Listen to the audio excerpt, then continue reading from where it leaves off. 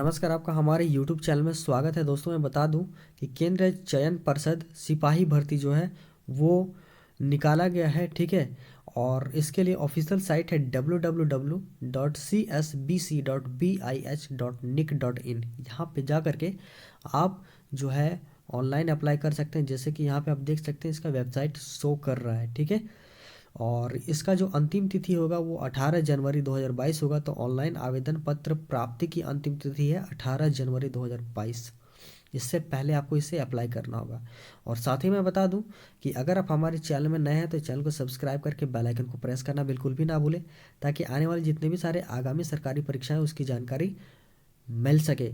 तो ये जो वैकेंसी निकला हुआ है वो आपका मद्य निषेध उत्पाद एवं निबंधन विभाग में मद्य निषेध सिपाही के रिक्त पदों पर भारतीय उम्मीदवारों की सीधी नियुक्ति हेतु विज्ञापन जारी किया गया है।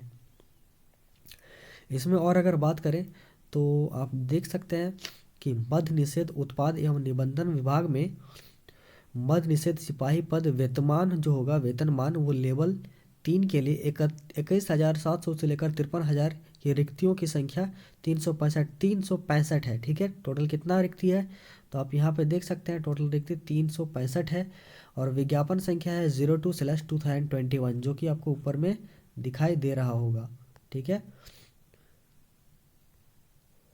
इसके अलावा और अगर बात करें तो इन पदों पर नियुक्ति हेतु विज्ञापन जो है विज्ञापन संख्या 02/2021 यहाँ जारी किया जा रहा है। ऑनलाइन आवेदन पत्र भरने की प्रक्रिया जो है वो 19 दिसंबर 2021 से प्रारंभ होगी। कब से प्रारंभ होगा? 19 दिसंबर 2021 से। तो अगर आपने नहीं भरा है तो जल्द जाकर भरें, ठीक है। और इसके अलावा इसमें क्या और कुछ खास है वो हम लोग इसमें देख लेते हैं। यहाँ अगर बात करें कि अभ्यर्थियों का शारीरिक मापदंड क्या होना चाहिए, तो ऊंचाई, सीना और वजन के लिए कोई अंक देय नहीं होगा, परंतु विहित अर्हता पूरी नहीं करने वाले अभ्यर्थी असफल घोषित किए जाएंगे। ऊंचाई देखिए, अनारक्षित मतलब जो जनरल कैटेगरी में आते हैं और जो पिछड़ा वर्ग के पुरुष होंगे उनका न्यूनतम हाइट जो होना चाहिए वो 165 सेंटीमीटर होना चाहिए। जबकि अत्यंत पिछड़ा वर्ग के पुरुष के लिए न्यूनतम हाइट जो होना चाहिए वो 160 सेंटीमीटर होना चाहिए। जबकि अनुसूचित जाति एवं अनुसूचित जनजाति के पुरुषों के लिए न्यूनतम हाइट 160 मांगी गई है।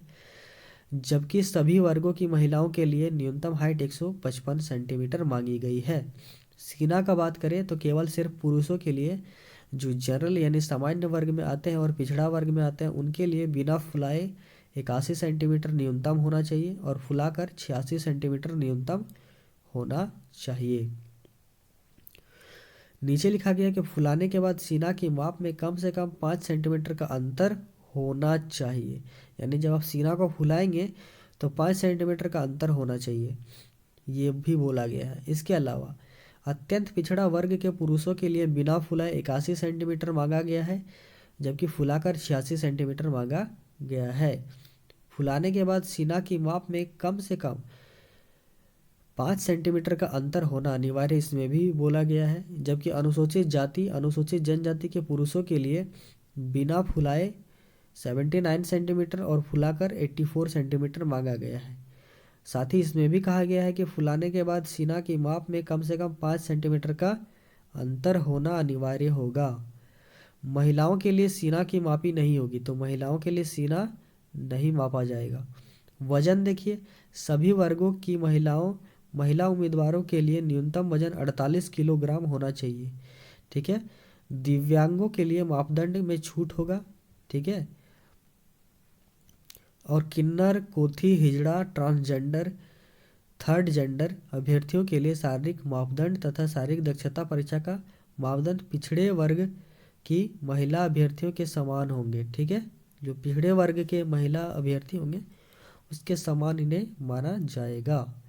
नियुक्ति प्रक्रिया देख लीजिए कैसे आपका सिलेक्शन होगा। तो आप देख सकते हैं कि प्रथम चरण में लिखित परीक्षा होगा।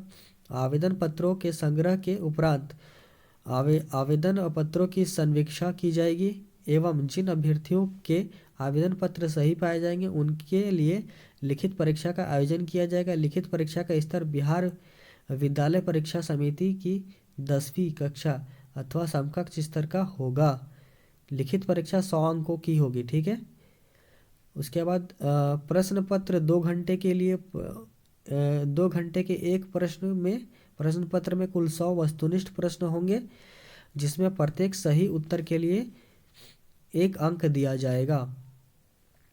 थर्ड नंबर में देखिए क्या कहा जा रहा है, OMR उत्तर पुस्तिका, ठीक है, ये होगा। तो OMR उत्तर पुस्तिका 2 प्रतियों में होगी, जिसमें से एक प्रति अदृश्य कार्बन प्रति के रूप में केंद्रित चयन पर्षद के पास अंतिम चयन सूची प्रकाशित होने के पश्चात 1 वर्ष तक सुरक्षित रखी जाएगी। लिखित परीक्षा में अभ्यर्थी OMR आधारित उत्तर पुस्तिका पर वांछित सूचनाओं यथा रोल नंबर, प्रश्न पुस्तिका नंबर, अनुच्छेद लेखन तथा हस्ताक्षर के प्रविष्टि दिए गए आवश्यक निर्देशों अनुदेशों के अनुसार करेंगे। उत्तर पुस्तिका पर वांछित अनिवार्य जानकारी नहीं भरने अथवा गलत प्रविष्ट करने की स्थिति में अभ्यर्थता स्वतः रद्द समझी जाएगी एवं उनके उत्तर पुस्तिका का मूल्यांकन नहीं किया जाएगा तथा इसके लिए पर्षद जिम्मेवार नहीं होगा, ठीक है। इसी प्रकार से पाठ्यक्रम अगर देखें तो पाठ्यक्रम में लिखित परीक्षा का स्तर बिहार विद्यालय परीक्षा समिति 10वीं कक्षा मैट्रिक अथवा समकक्ष स्तर का होगा। लिखित परीक्षा में हिंदी, अंग्रेजी, गणित, सामाजिक विज्ञान, जिसमें आपका इतिहास, भूगोल, नागरिक शास्त्र, अर्थशास्त्र और विज्ञान, जिसमें भौतिकी, रसायन शास्त्र, प्राणी विज्ञान और वनस्पति विज्ञान, और साथ ही साथ सामान्य ज्ञान एवं समसामयिक मामले में संबंधित वस्तुनिष्ठ प्रश्न होंगे। लिखित परीक्षा में 30% से कम अंक प्राप्त करने वाले अभ्यर्थी शारीरिक दक्षता के लिए असफल हो जाएंगे। तो समझ चुके हैं कि इसमें आपको 30% से ज़्यादा लाना होगा। लिखित परीक्षा अंतिम मेधा सूची का आधार नहीं होगा। तो आप समझ गए कि लिखित परीक्षा अंतिम मेधा सूची का आधार नहीं होगा, मतलब क्वालिफाइंग होगा, 30% आपको लाना होगा। लिखित परीक्षा केवल शारीरिक योग्यता परीक्षा के लिए अर्हत यानी क्वालिफाइंग है, यानी आपको 100 में से 30 नंबर लाना होगा, ठीक है। इसके अलावा यहाँ पे क्या कहा गया है कि लिखित परीक्षा में प्राप्त अंकों के आधार पर यथासंभव विज्ञापित रिक्तियों के आरक्षण कोटिवार 5 गुना प्रत्येक कोटि के लिए अभ्यर्थियों का चयन शारीरिक योग्यता अथवा दक्षता परीक्षा हेतु किया जाएगा। शारीरिक 5 हेतु अर्हता, यानी इसमें ये कहा जा रहा है कि आप अगर लिखित परीक्षा में पास करते हैं तो जितने पास करेंगे ना उसका 5 गुना को शारीरिक योग्यता के लिए बुलाया जाएगा, ठीक है। लिखित परीक्षा के आधार पर चयनित अभ्यर्थियों को शारीरिक योग्यता परीक्षा में सम्मिलित होना एवं इसमें सफल होना अनिवार्य होगा, यानी इसमें सबसे मेन मकसद रहेगा कि आपको शारीरिक योग्यता में सफल होना होगा। लिखित तो केवल आपका क्वालिफाइंग है, ठीक है। और शारीरिक योग्यता के न्यूनतम निर्धारित मापदंड में दिव्यांग अभ्यर्थियों को छोड़कर अन्य अभ्यर्थियों के लिए कोई छूट अनुमान्य नहीं होगा। द्वितीय चरण यानी दूसरा चरण में क्या होगा, तो शारीरिक योग्यता या दक्षता परीक्षा, शारीरिक योग्यता परीक्षा कुल 100 अंकों का होगा, जिसमें आपका दौड़ होने जा रहा है, ठीक है। दौड़ आपका 50 अंक का होगा। सभी कोटि के पुरुषों के लिए 1 मील यानी 1.6 किलोमीटर और अधिकतम 6 मिनट में आपको दौड़ना होगा, यानी 5 मिनट से कम में अगर आप 1.6 किलोमीटर दौड़ लेते हैं तो आपको 50 अंक मिलेगा। जबकि 5 मिनट से 5 मिनट 20 सेकंड के बीच अगर आप दौड़ को पूरा करेंगे तो 40 अंक मिलेगा। जबकि 5 मिनट 20 सेकंड से अधिक एवं 5 मिनट 40 सेकंड तक के अंदर आप करते हैं तो 30 अंक मिलेगा। उसके बाद आपका 5 मिनट 40 सेकंड से अधिक और 6 मिनट तक करते हैं तो आपको 20 अंक मिलेगा। मिनट से अधिक समय लेने वाले पुरुष अभ्यर्थियों को असफल घोषित किया जाएगा, यानी 6 मिनट से आप अधिक समय लेते हैं तो आप बाहर हो जाएंगे, ठीक है। तो सबसे ज़्यादा अंक अगर लाना है तो आपको 5 मिनट से कम समय में ही 1.6 किलोमीटर की दौड़ लगा लेनी है, ये आपको याद रखना है। साथ ही साथ और देखिए, सभी कोटि की महिलाओं के लिए जो होगा वो 1 किलोमीटर दौड़ना होगा सभी महिलाओं के लिए, और अधिकतम 5 मिनट में दौड़ना होगा। और लेकिन जो महिलाएं 4 मिनट से कम समय में 1 किलोमीटर दौड़ लेगी उसको 50 नंबर मिलेगा, ठीक है। जबकि 4 मिनट से लेकर 4 मिनट 20 सेकंड में वो दौड़ेगी तो 40 अंक मिलेगा। इसी प्रकार से अंक घटते जाएगा, यानी जिसका जितना लेट होगा दौड़ में उसका अंक कम होते जाएगा। ठीक है। 5 मिनट से अधिक समय लेने वाले महिला अभ्यर्थियों को असफल घोषित किया जाएगा, यानी 5 मिनट से कम ही समय में उन्हें दौड़ को पूरा करना होगा, महिलाओं को पूरा करना होगा। उसके बाद आता है आपका गोला फेंक, यानी आपको इसमें फिर गोला फेंकना होगा। अधिकतम 25 अंक आपको मिलेगा इसमें। सभी कोटि के पुरुषों के लिए 16 पाउंड का गोला न्यूनतम 16 फीट फेंकना होगा। तो 16 पाउंड का गोला होगा और 16 फीट फेंकना होगा। 16 फीट से 17 फीट तक अगर आप फेंकते हैं तो आपको 9 अंक मिलेगा। 17 फीट से आप अगर 18 फीट तक फेंकेंगे तो 13 अंक मिलेगा। 18 से 19 फीट को 17 अंक मिलेगा। 19 से 20 फीट को 21 अंक मिलेगा। और 20 फीट से जो सबसे ज़्यादा फेंकेगा, 20 फीट से जो आगे फेंकेगा उसको 25 अंक मिलेगा। तो सभी जगह पे आप देख सकते हैं कि शारीरिक योग्यता में कितने सारे आपको नंबर किस तरह से बटोरना होगा। ठीक है। तो इस तरह से टोटल आपका हो गया गोला फेंक में 25 नंबर, और इसके अलावा आपका दौड़ में 50 नंबर। ठीक है।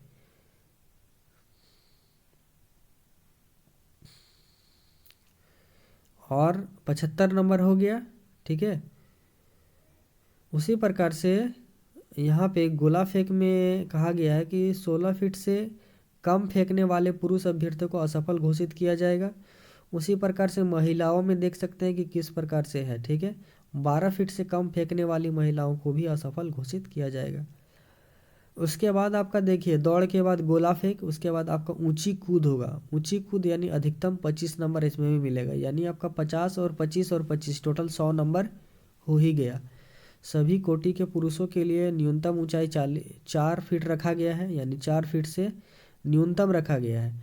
लेकिन अगर 5 फीट आप अगर हाई जंप करते हैं, मतलब ऊंची कूद लगाते हैं, तो आपको 25 नंबर मिलेगा। ठीक है। तो याद रखना है 25 नंबर। जबकि महिलाओं के लिए हाई ऊंचा कूद जो लगाना है वो 4 फीट का लगाना है, तभी उसको पूरा पूरी 25 अंक मिलेगा। लेकिन 3 फीट से कम कूदने वाली महिला अभ्यर्थियों को असफल घोषित कर दिया जाएगा। ठीक है। उसके बाद फिर मेधा सूची एवं चयन का अनुशंसा किया जाएगा। ठीक है। आप देख सकते हैं इसमें अनारक्षित के लिए जो है 126 पद है। ठीक है। आर्थिक रूप से कमजोर वर्गों के लिए 29 पद है। अनुसूचित जाति के लिए 88 पद है। अनुसूचित जनजाति के लिए 6 पद है। अत्यंत पिछड़ा वर्ग के लिए 82 पद है। इसके अलावा पिछड़ा वर्ग के लिए 21 और पिछड़े वर्गों की महिला के लिए 13, टोटल 365 पद इसमें आपको दिखाई दे रहा होगा। ठीक है।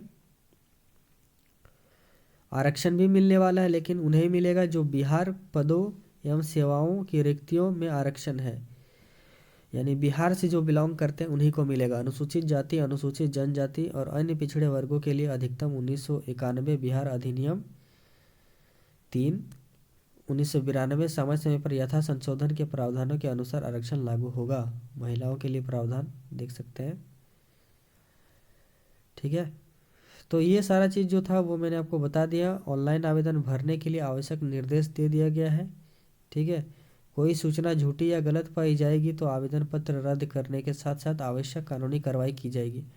ऑनलाइन करना चाहें तो आप यहाँ पे ब्लू कलर में जो देख रहे हैं उसको आपको गूगल में जाकर सर्च करना है। क्या क्या www.csbc.bis.nic.in पर जाकर करना होगा। ठीक है।